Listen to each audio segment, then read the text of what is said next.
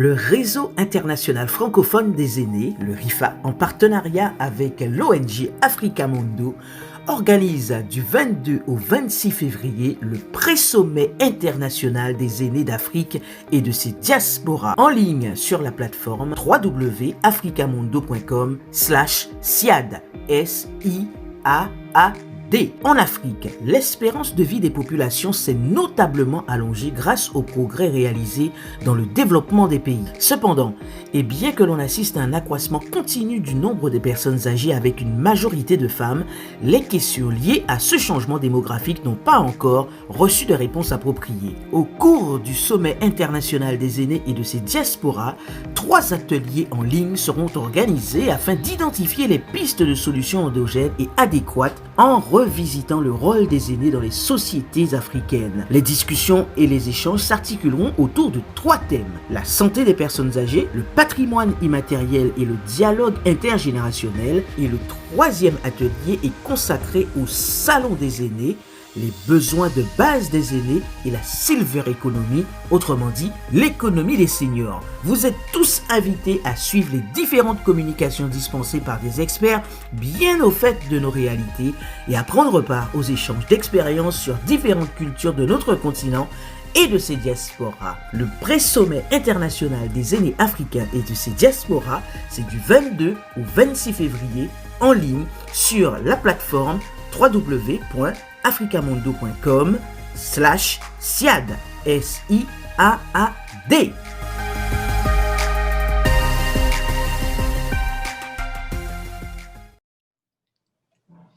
Bienvenue à toutes et à tous dans cette nouvelle semaine, cette dernière semaine consacrée aux aînés, le sommet des aînés africains et de ses diasporas. Avouez que c'est la première fois que vous entendez ça et en plus, ces aînés font un exploit parce que c'est en version 2.0. Ils ne sont pas ailleurs dans la diaspora, ils sont au Sénégal, ils sont au Gabon, ils sont en RDC, ils sont au Bénin, ils sont dans les 54 pays d'Afrique et aussi évidemment dans la diaspora. N'allez pas nous parler de problèmes de connexion, ils sont là et j'ai l'honneur, cet immense honneur d'avoir à nos côtés aujourd'hui pour l'ouverture, le lancement de ce pré-sommet international des aînés africains et de ses diasporas, eh bien la présidente du SIAD, Madame Dey-Marie Fall, que vous connaissez tous bien aujourd'hui, et Monsieur Ba Ibrahima qui l'accompagne aujourd'hui. Bienvenue présidente, merci de nous présenter le SIAD dans sa version 2.0 en tant qu'avant-première. Bienvenue. Merci Mélina. C'est certain que de se trouver comme ça, déjà, au lancement de cette semaine que l'on a préparée depuis plus d'1 an, parce qu'effectivement, au départ, nous voulions en faire un événement grandiose sur le continent et avec les membres de la diaspora qui viendraient nous y rejoindre. Malheureusement, la pandémie nous en a empêchés.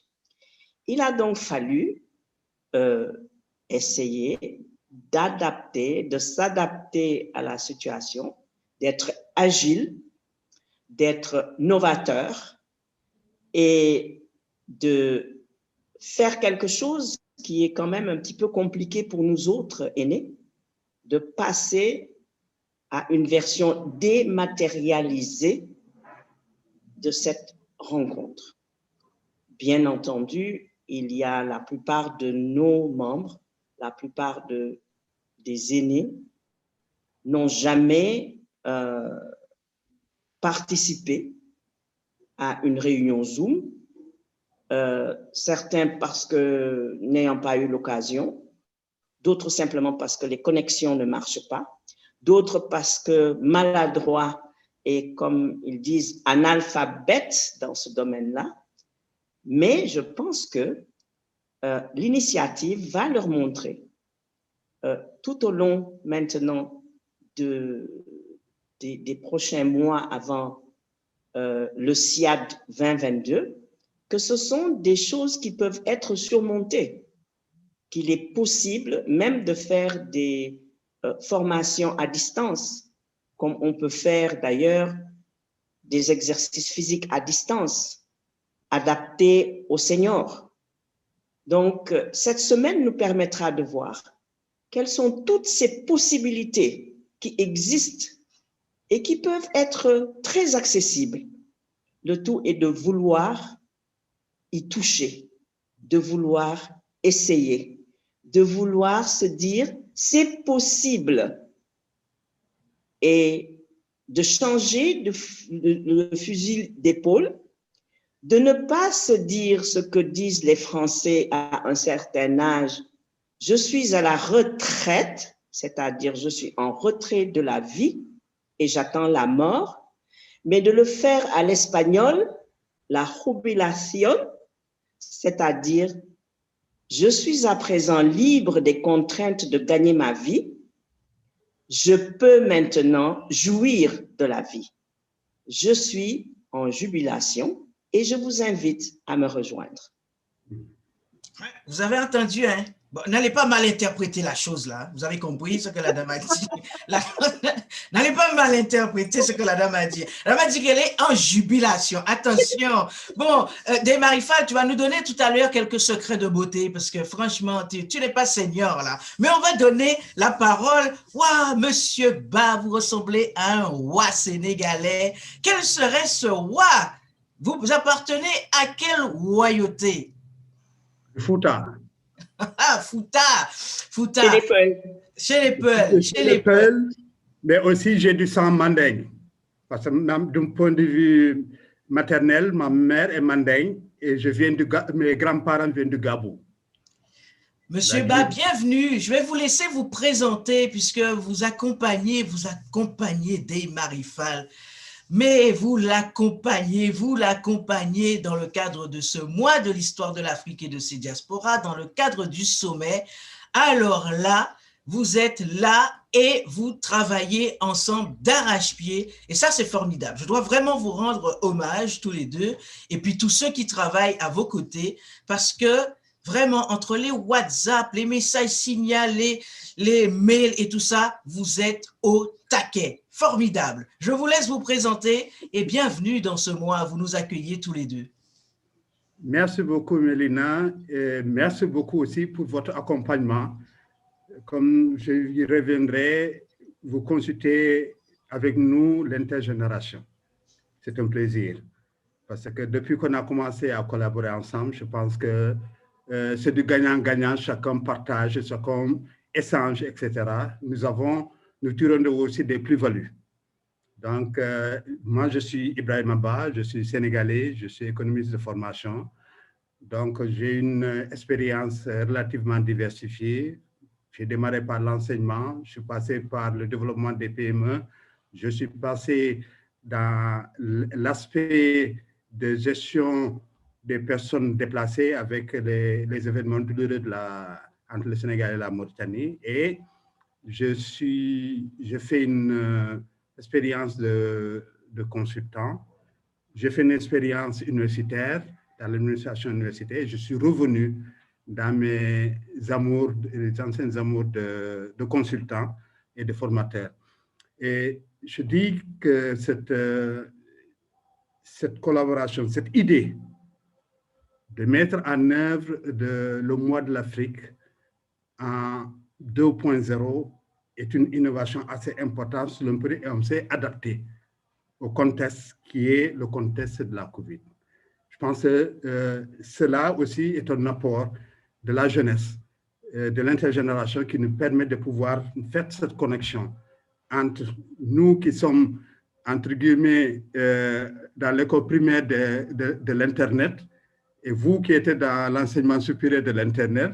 Donc, vous êtes ce maillage de formation qui nous permettent justement de pouvoir réaliser cela. Donc, on est tantôt élève, tantôt enseignant, donc, c'est ça? Donc, vous êtes pour nous nos seniors. Vous êtes pour nous nos seniors dans ce domaine-là. Nous, peut-être, on a d'autres expériences qu'on pourra partager, mais sur ce domaine, vraiment, vous êtes dans la zone, dans l'enseignement supérieur, je pourrais dire. Alors, ce que l'on peut dire, c'est que ce sommet comme l'a dit Ndeye-Marie, c'est un pré-sommet qui nous permet de mieux préparer le sommet de 2022. Alors, pendant cette semaine, nous avons envisagé de faire 3 ateliers et de faire un hommage. Le premier atelier va parler des questions de santé, d'autant que nous nous trouvons dans la décennie de l'OMS, décennie 2030, qui porte justement sur le vieillissement en bonne santé.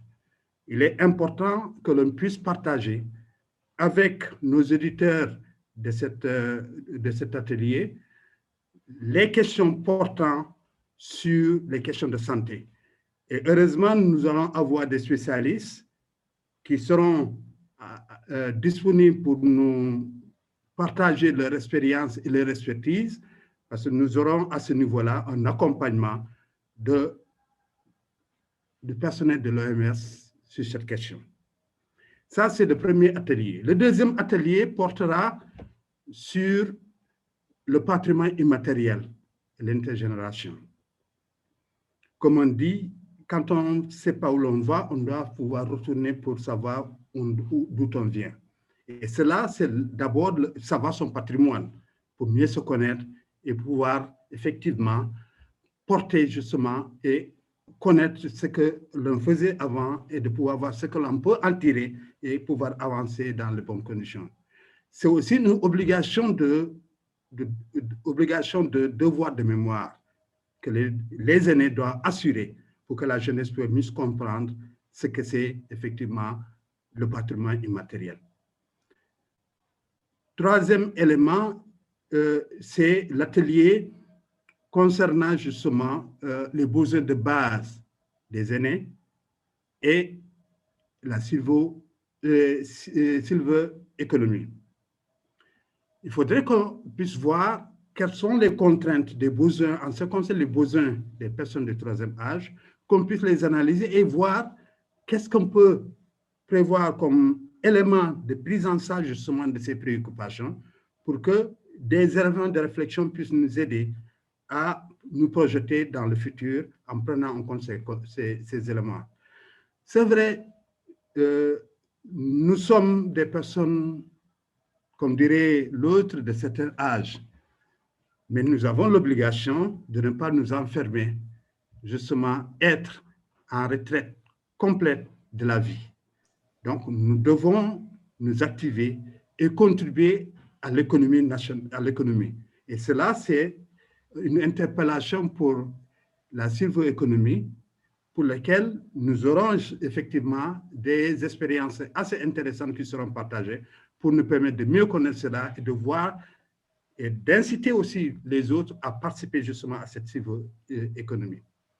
Nous ne pouvons pas clôturer cette semaine et oublier notre patriarche, qui est un monument vivant. Nous nous donnerons justement, avant de nous séparer, de lui faire un hommage. Cet hommage, quand je parle de l'hommage, je parle de notre patriarche, monument vivant à Mahtar Mbow, qui doit célébrer ses 100 ans le 20 mars prochain. Nous avons l'obligation de ne pas l'oublier. Le droit de mémoire et le devoir de mémoire, nous devons l'assurer.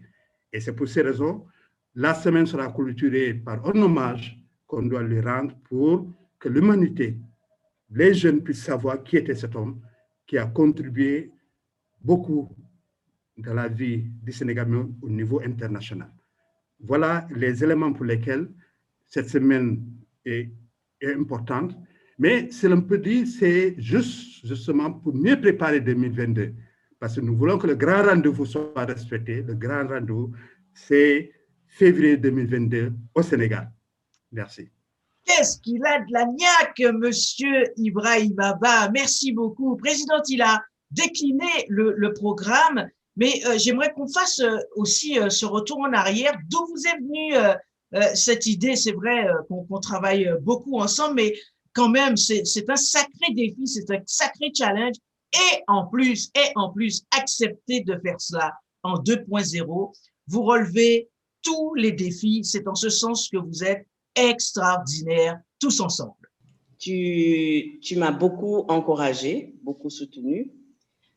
Tu m'as même poussé dans le dos pour certaines choses.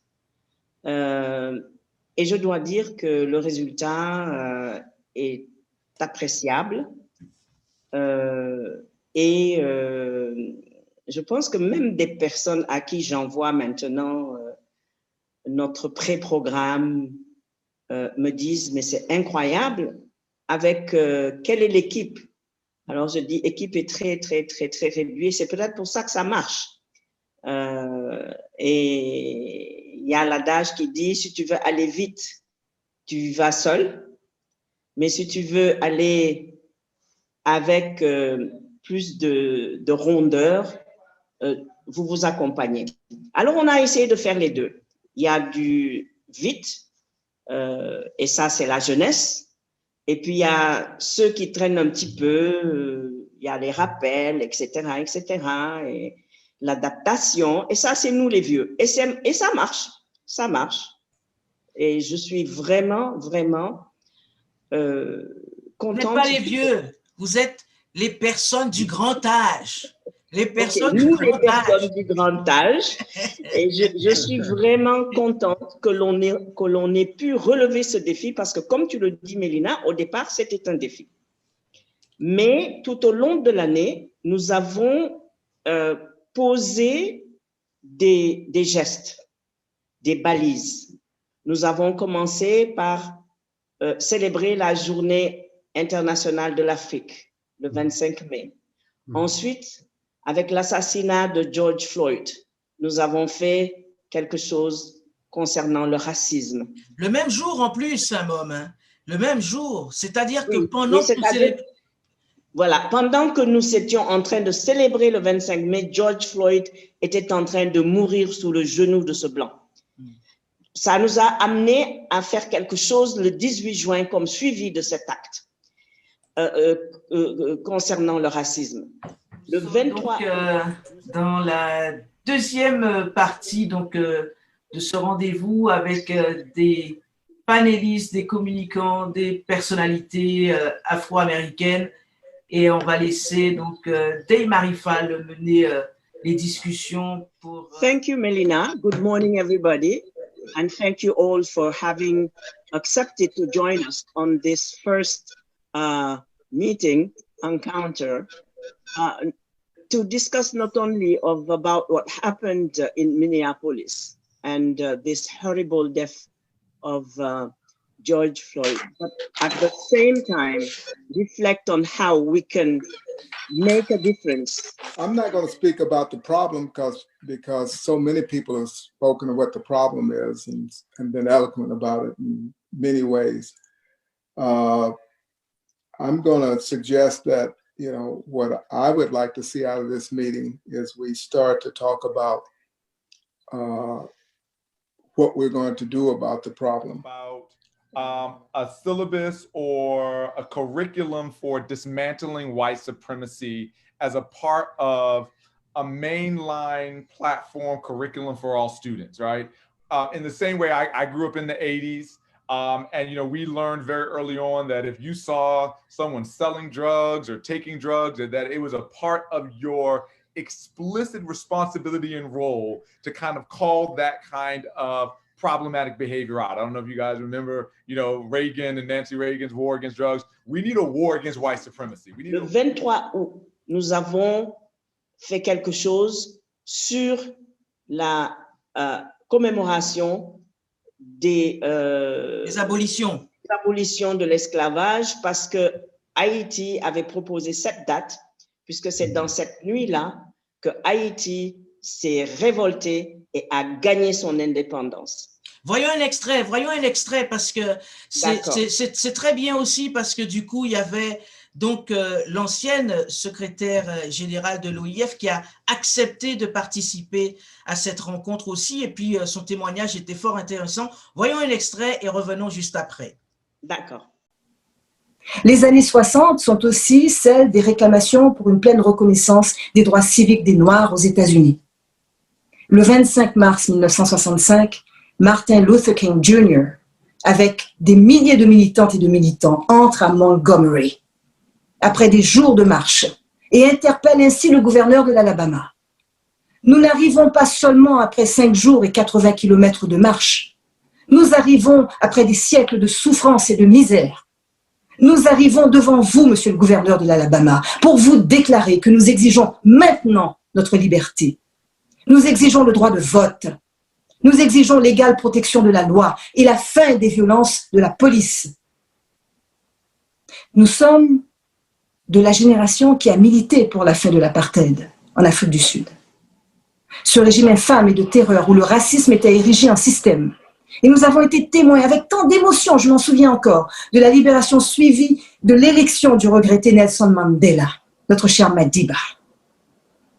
Nous voici aujourd'hui campés sur la ligne de front pour dire que la vie des Noirs compte, Black Lives Matter. Et je m'inquiète cependant pour ces jeunes, une génération certes mobilisée et courageuse, mais qui ignore presque tout des combats livrés au fil de l'histoire pour leur liberté. Rien de tout cela ne leur est vraiment enseigné. D'où l'importance, une fois encore, du devoir de mémoire. 216 ans après sa création, la République d'Haïti est toujours debout, mais chancelante, d'une épreuve à l'autre, maintes fois trahie par ses propres fils, allant de catastrophes humaines en catastrophes naturelles, dont la pire aura été le tremblement de terre dévastateur de 2010 qui fera plus de 250 000 morts. Comme le roseau de la fable, Haïti se plie, mais ne rompt pas. J'admire l'extraordinaire vaillance de toute une population, son farouche esprit de résistance, mais malheureusement constamment floué par ses dirigeants. Le 1er octobre, c'est tout à fait normal, c'est notre journée internationale, la journée internationale des personnes âgées. Et là, nous avons fait notre premier Tchosan, donc sur Afrique Première. On rappelle, c'est quoi Tchosan? Alors, Tchosan, c'est une émission que nous avons décidé d'instituer, nous, les personnes d'un certain âge. Et Tchosan en Wolof veut dire les racines, les origines. Et donc, nous avons décidé d'utiliser ce mot Wolof, mais nous avons demandé aussi à nos membres dans les autres pays de nous donner le même mot dans leur langue, une de leurs langues nationales. Et il semblerait qu'en Swahili, c'est Malais. Et j'attendais de recevoir des autres pays. Voilà. Donc, pour l'instant, nous n'avons que le Swahili et le Wolof. Et le Swahili est devenu maintenant langue officielle à l'Union africaine. Très belle initiative. Absolument, les choses avancent très, très bien. Il y a eu beaucoup d'initiatives qui ont été réalisées. Monsieur Ba, qu'est-ce que vous retenez de cette année quand même où vous avez été pas mal sollicité? C'est Madame Dey Marifal qui vous sollicite non-stop avec tous les aînés. Elle bouge les aînés de cette francophonie africaine. Alors, qu'est-ce que vous retenez de cette expérience en 2.0 finalement? Comme on dit, on a commencé l'exercice avec vous et on se renforce au fur et à mesure. Je pense que vous nous avez un peu, comme on dit, mis le pied dans l'étrier. Et quand on a démarré, je pense que chaque fois, comme on dit, c'était un processus d'apprentissage. On a retenu à chaque étape, nous avons eu de nouvelles valeurs ajoutées que nous avons. Et je m'en réjouis parce que j'améliore effectivement ma connaissance en la matière. Et comme on dit, nous serons dans les années à venir beaucoup plus sur 2.0. Et donc, merci de nous avoir accompagnés sur ce point-là parce que vous nous faites quitter la classe et les classes primaires pour les classes secondaires. On vous accompagne, on suit modestement vos pas. Dey Marifal, oui, alors il y a ce grand monsieur qui va fêter effectivement son 100e anniversaire. Et évidemment, on ne pouvait pas terminer ce mois de l'histoire de l'Afrique et de ses diasporas dans le cadre justement de ce sommet international des aînés africains et de ses diasporas. Lui rendre un hommage, c'est la moindre des choses, sachant qu'en plus, il est le parrain en fait du RIFA Sénégal. On va vous laisser en parler un peu et puis on va revoir aussi cet entretien exceptionnel que vous avez réalisé avec lui. D'abord, on revoit d'ailleurs un court extrait de cet entretien et puis nous revenons juste après. Parfait. C'est qu'après l'indépendance, des tentatives de regroupement ont eu lieu, mais ces tentatives ont subi un échec à chaque fois. Et quand on regarde les choses en profondeur, on s'aperçoit que cet échec n'était que la conséquence de la volonté de l'ancienne puissance coloniale de continuer à contrôler l'économie. Nous n'avons pas mis ce que nous avons, il ne faut pas oublier, il faut d'abord dire quand même que l'indépendance a permis aux pays africains un certain nombre de réalisations qu'il faut noter, réalisations dont on ne parle pas.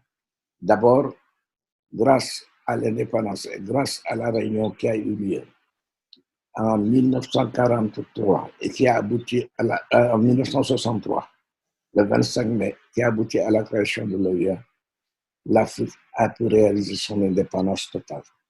Aujourd'hui, 54 pays sont partis des Nations Unies, sont donc des pays indépendants. Et cela n'a pas été acquis aussi sans lutte. Non seulement l'indépendance, mais la suppression de l'apartheid du régime raciste, la suppression du régime raciste en Afrique doit beaucoup à l'effort développé par les pays africains et à leur volonté de supprimer l'apartheid. Là aussi, j'ai un souvenir précis. Quand je suis rentré à l'UNESCO en 1970, comme sous-directeur général de l'UNESCO, chargé de l'éducation, ma première mission a été auprès de l'OUA, décidée par mon prédécesseur de l'époque. Et cette première mission, c'était d'étudier les moyens par lesquels l'UNESCO pouvait aider les mouvements de libération qui luttaient pour l'indépendance à l'époque. Parce que toute l'Afrique n'était pas indépendante en 1970. Je me rappelle que quand moi j'étais même président de la délégation de mon pays à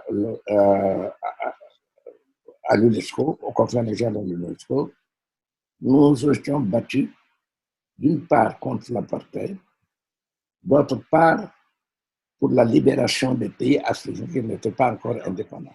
Évidemment, lorsque j'ai créé le RIFA Sénégal, donc le Réseau international francophone des aînés section sénégalaise, je suis allée voir Tonton Martar et je lui ai demandé s'il n'accepterait pas de nous faire l'honneur d'être parrain, président d'honneur de cette section.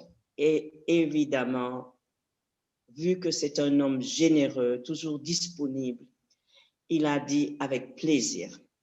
Et je me souviendrai, on a organisé une soirée de collecte de fonds parce qu'il n'y avait plus rien on avait décidé que dans l'intergénérationnel, nous allions nous occuper de remettre à flot un centre d'enfants de la rue qui s'appelle le Dara de Malika.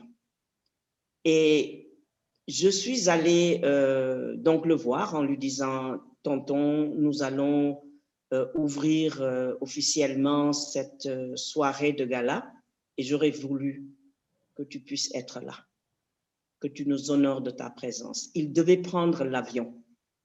Vous ne me croirez pas, mais il a fait déposer ses effets à l'aéroport en avance pour pouvoir venir à l'ouverture de cette soirée de collecte de fonds, pour vous montrer sa générosité, son humilité, parce qu'il aurait pu dire, bon, moi je voyage, hein, je ne pourrais pas malheureusement, mais non, il a fait le geste de venir nous rejoindre, ne serait-ce que pour quelques minutes, pour que les gens qui se sont déplacés voient qu'il donne de l'importance à ce rôle qu'il a accepté d'assumer.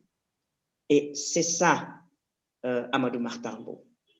il dit, et j'ai des amis qui me... D'ailleurs, toi-même, le jour où nous avons fait cet entretien, tu m'as dit, est-ce qu'il a un prompteur? Et je t'ai dit non, pas du tout. Il n'a pas de prompteur. Il parle de mémoire parce qu'il a mémoire d'éléphant. Et non seulement du point de vue des choses, mais du point de vue des humains. À chaque fois qu'il rencontre quelqu'un, il appelle cette personne par son nom et son prénom et il se souvient parfaitement de la personne. Et les gens sont toujours étonnés de voir à quel point il donne de l'importance à ce contact humain, à cette importance de te montrer que tu es important en tant qu'humain devant lui, ce que ne font pas beaucoup de personnes de sa grandeur, de son élévation, etc. Parce que la plupart du temps, ils attendent que ce soit toi qui les reconnaisses. Et ça, c'est le tonton que j'aime, qui est un géant, qui est ce trésor vivant, trésor humain vivant, que nous adulons, que nous aimons, à qui nous souhaitons une très, très, très, très longue vie, qu'il reste encore un petit peu avec nous et qu'il nous accompagne sur le chemin de la vie encore un peu. Merci beaucoup pour ce témoignage. Monsieur Ba, qu'est-ce que vous retenez de ce grand Sénégalais? Ce que j'en retiens, c'est d'abord, il a été mon premier ministre de l'Éducation. Quand je démarrais le CI, c'était lui qui était le ministre de l'Éducation.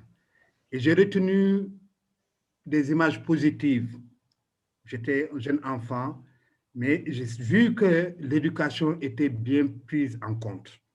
Cela m'est resté en mémoire. Mais aussi, en tant qu'homme politique au Sénégal, il a joué des rôles assez importants au moment de l'indépendance pour la mise en place des institutions au niveau du Sénégal. Le troisième niveau, c'est au niveau africain. Il était dans les mouvements de libération, parce que je sais, par des amis qui m'ont rapporté de Guinée-Bissau, c'était un ami proche d'Amilcar Cabral, qui sont connus, et sur lesquels il a accompagné l'homme politique Amilcar Cabral de libération, mais aussi du point de vue même des actions au niveau du Sénégal pour que l'État du Sénégal puisse appuyer ce mouvement-là, pour que ce mouvement-là puisse effectivement être dans les conditions d'assurer l'indépendance de son pays. Je pense que c'est des éléments, au niveau international, je retiens son combat pour le nouvel ordre mondial de la communication.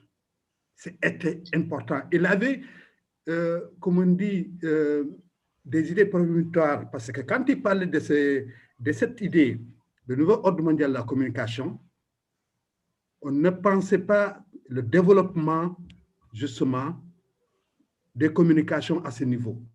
Mais déjà, en 1974, il lance l'idée. Donc, c'était un homme qui était dans la prospective. Quand, dans les années 95, on parlait de bug de 2000, ça veut dire que le monde allait basculer du point de vue de son développement.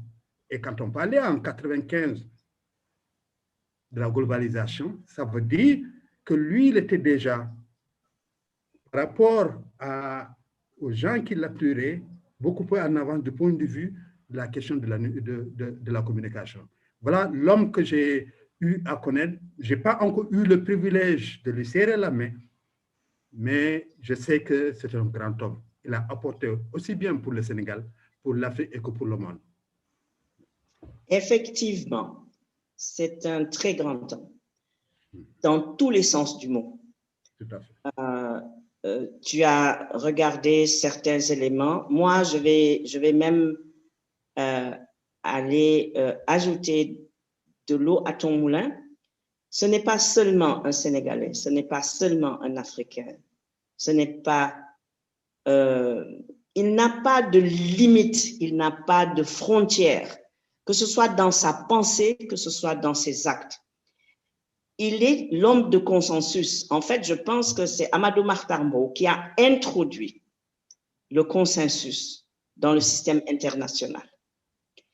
Et lorsque on a créé le groupe des 77, c'était pour donner une place prépondérante à tous ces pays nouvellement arrivés dans le système des Nations Unies et à qui on n'avait donné que des extrapontins, et lui s'est battu pour qu'ils aient des fauteuils comme tout le monde.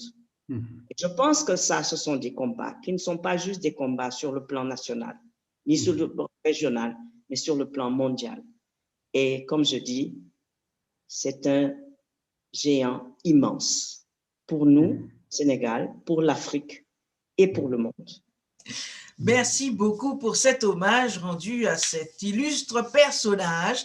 Eh bien, nous attendons effectivement avec beaucoup de plaisir le déroulé de cette semaine. Dès demain, mardi, on va débuter avec l'atelier 1 qui va s'atteler à parler de la santé. Vous avez tout un tas de personnalités qui vont participer à cet atelier demain, et puis mercredi, il y a un autre atelier. Vous avez rappelé le programme, puisque nous allons clôturer ce petit moment ensemble de présentation. On vous laisse, chère présidente, le soin de rappeler à quel point c'est important de se connecter pour vivre ce moment.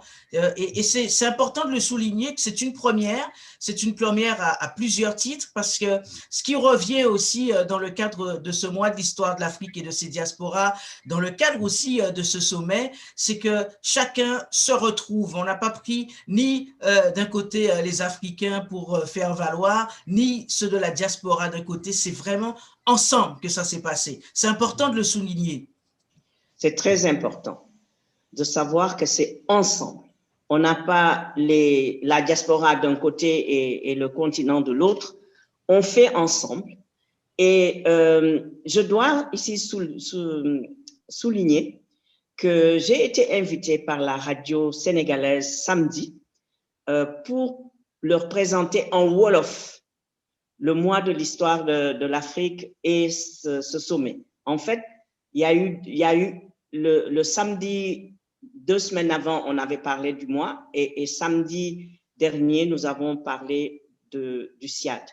Et je dois dire que j'ai été étonnée des appels qui se sont passés à travers le Sénégal. On a eu des appels d'un peu partout où les gens semblaient tellement étonnés et en même temps contents de voir qu'on est en train d'examiner la situation des personnes aînées dans nos pays.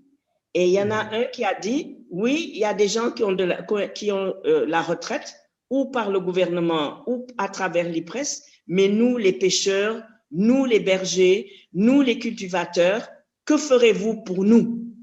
Et j'ai été vraiment agréablement surprise par leur engouement par rapport à ce sommet. Et c'est pour ça que nous n'avons pas le droit d'échouer. Nous avons le devoir de leur apporter des réponses à leurs questions. Voilà. Oui, c'est sûr, parce qu'il y a aussi de la souffrance. Il y a aussi de la souffrance, effectivement, on va le voir durant cette semaine. Il y a aussi, bien sûr, de l'espoir, mais il y a aussi de la souffrance chez des aînés.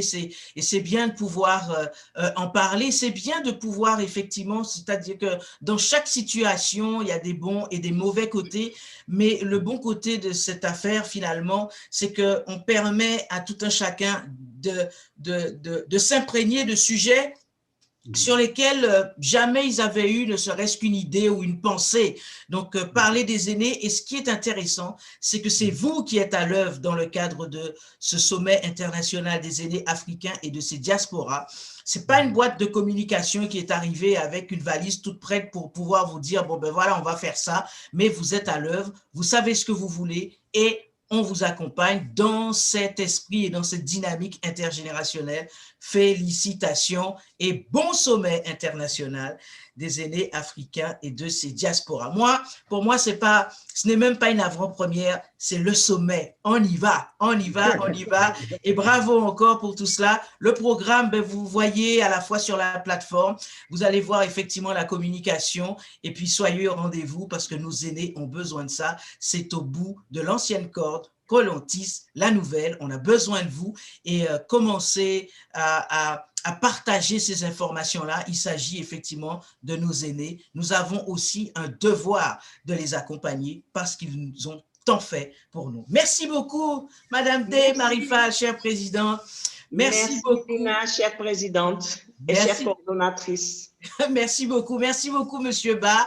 Merci. Mais qu'est-ce que vous êtes beau, Est-ce qu'on aura encore… Qu'est-ce que tu es belle, Non, mais en fait, je suis en train de me dire, quand j'aurai votre âge, est-ce que je serai aussi, en bonne santé que vous? Et surtout, vous avez un courage extraordinaire. Je le dis, c'est pas pour vous flatter. Vous avez du courage, vous avez vraiment de la bouteille. Autant la jeunesse aujourd'hui se décourage pour un rien. On a beau avoir tout à notre disposition, mais c'est pas pour autant que c'est plus facile, mais vous avez un courage. Est-ce que vous avez un conseil à donner justement aux jeunes qui se découragent trop vite? Parce beaucoup pensent que c'est tellement facile. Mais vous aussi, vous avez vécu vos galères, non? Et on continue de vivre nos galères parce qu'on n'est pas au bout de la corde. Mais le tout est de croire en ce qu'on fait. Moi, je pense que la chose principale, c'est de croire en ce qu'on fait, d'être honnête avec soi-même, d'avoir la foi et la passion. Sans passion, on ne fait rien.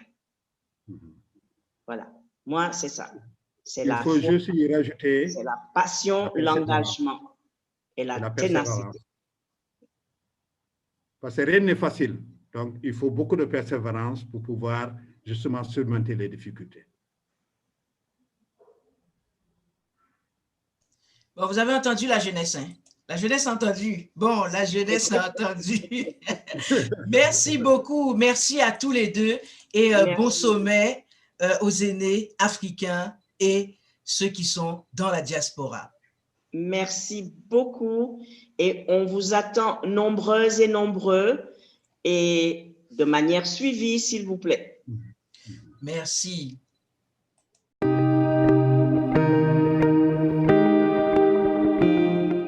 Le Réseau international francophone des aînés, le RIFA, en partenariat avec l'ONG Africa Mundo, organise du 22 au 26 février le pré-sommet international des aînés d'Afrique et de ses diasporas en ligne sur la plateforme www.africamundo.com/SIAD. SIAAD.